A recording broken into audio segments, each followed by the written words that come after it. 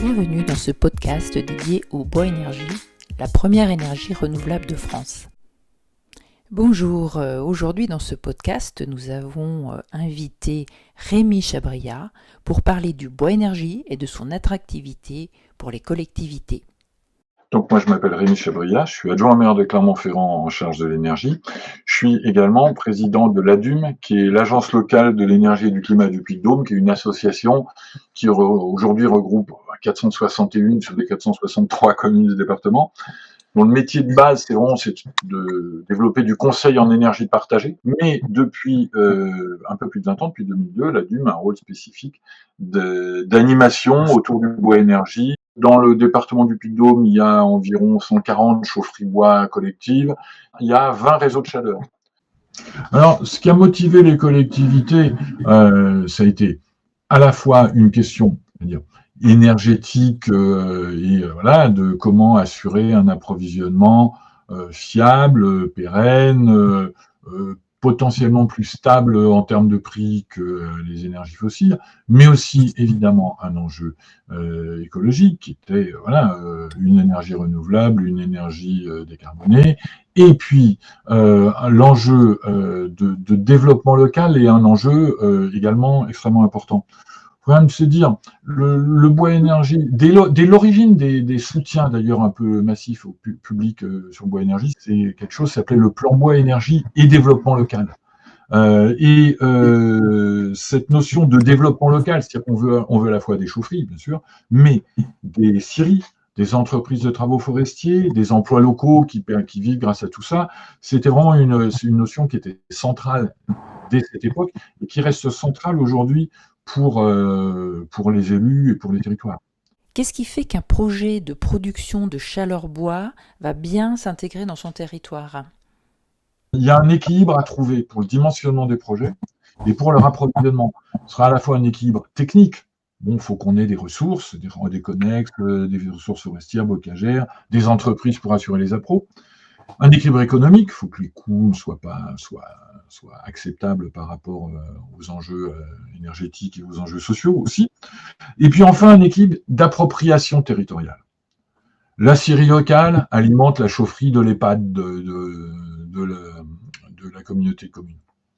L'entretien des haies va alimenter le petit réseau de chaleur en zone bocagère. Et au plus grand, des réseaux de chaleur de Clermont-Ferrand ou de Lyon sont approvisionnés en gros sur le territoire qui envoie ses enfants à l'université, qu'on voit ses malades à l'hôpital. En gros, on est dans les 100 km de conditionnement pour les aides du fonds chaleur.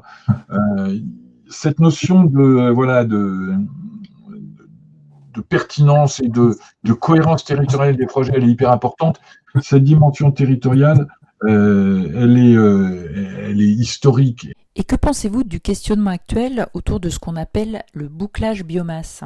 La question du bouclage biomasse, c'est une vraie question. On voit bien aujourd'hui qu'on a des projections, des envies, des convoitises peut-être, dans l'usage de la biomasse, notamment forestière, mais pas que, pour plein de choses.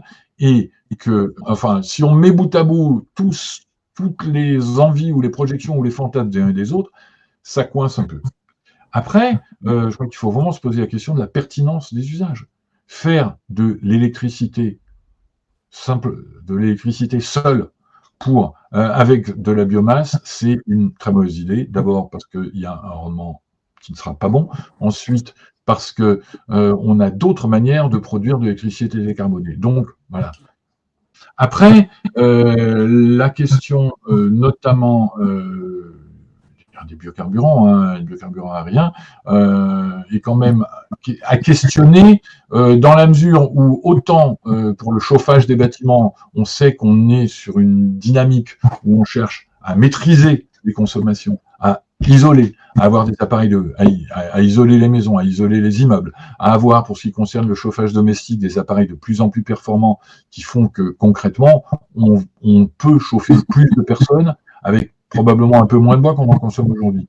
Autant, il y a d'autres sujets, il y a d'autres domaines sur lesquels il faut interroger la pertinence même du besoin.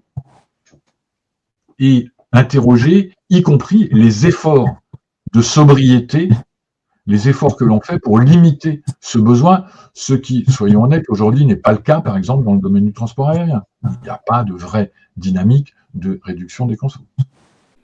Très bien, merci Rémi Chebria pour cet éclairage sur les enjeux de la production de chaleur à partir du bois énergie pour nos territoires. Au revoir. Pour conclure ce podcast, rappelons que nous pouvons réduire notre dépendance aux énergies fossiles et décarboner nos territoires et industries en utilisant le bois énergie. Merci de nous avoir écoutés et n'hésitez pas à nous suivre sur la page LinkedIn du CIB pour plus d'infos.